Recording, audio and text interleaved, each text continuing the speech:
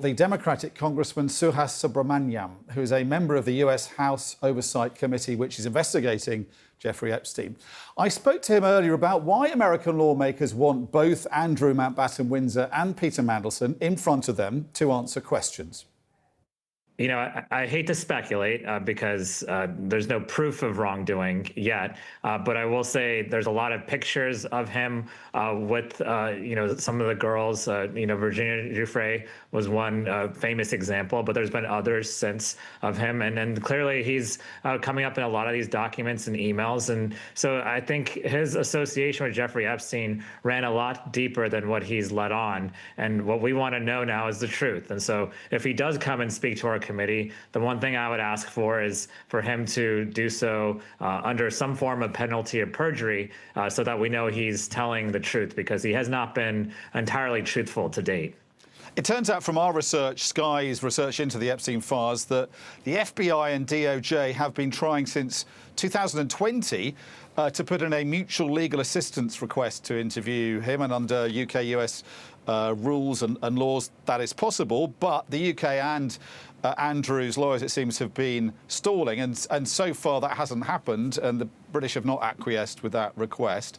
The FBI has not renewed that request for a mutual legal assistance right to interview Andrew. Do you think the US government, therefore, is kind of stalling on this? Would you like them to do more in that respect?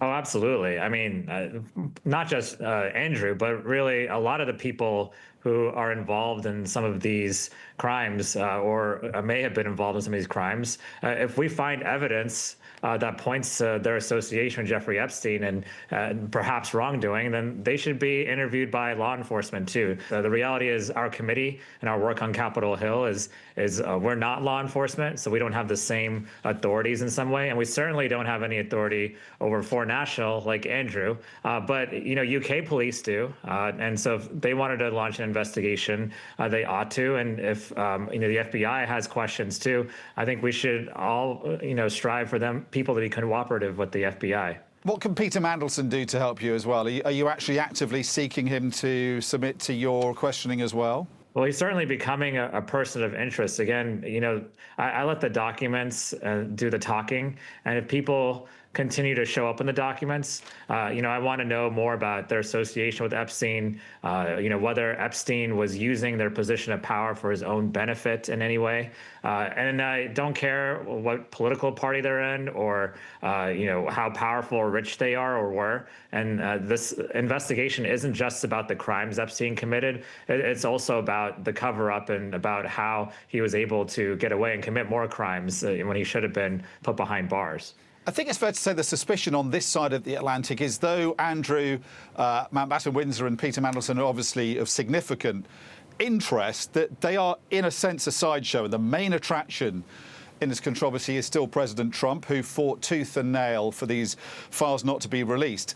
It is now legally incumbent on the administration to release these files, but, millions of them have still not been released. You have said that you believe, from what you've seen so far, there are a lot of revealing things about Trump's relationship with Epstein that you've seen, but a lot more to come out. Can you explain to viewers why we are not seeing all these files and how much you believe President Trump is still hiding from the American public about what exactly he did with Jeffrey Epstein? Well, I think you're right that, this investigation was not supposed to be about anyone in particular, including President Trump. We were not setting out to investigate President Trump. In fact, we thought he would be more transparent about this than any other figure in this. But instead, he's become the villain of this investigation by withholding files, telling his staff, who was committed to releasing files, to withhold them. We basically backed the president into a corner and by having him sign a law, essentially forcing him to release the files. And there's 2.5 million files that he still hasn't released by the DOJ's own admission. There's a lot of information that's missing, and President Trump has it, and his DOJ has it, and he's withholding that. And so we're going to continue to push, though.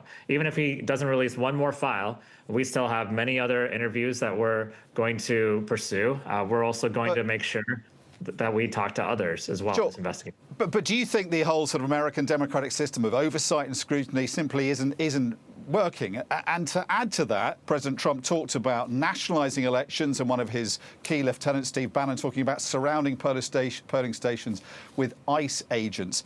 How worried should we be in the UK here about American democracy simply just dying on its feet, and you guys not really holding the administration to account to stop that happening?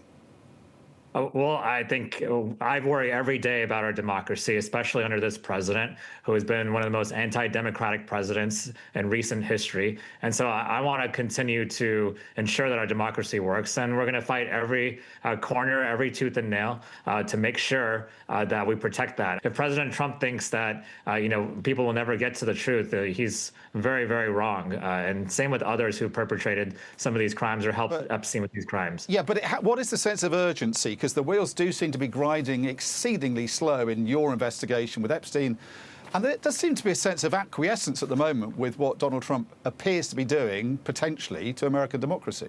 Well, there is no acquiescence. So what he's trying to do when it comes to American democracy, this investigation or anything else, we heard some of these statements loud and clear about sending, agents, ICE agents to voting booths to make sure that we are protecting elections, quote unquote. We will not let that happen.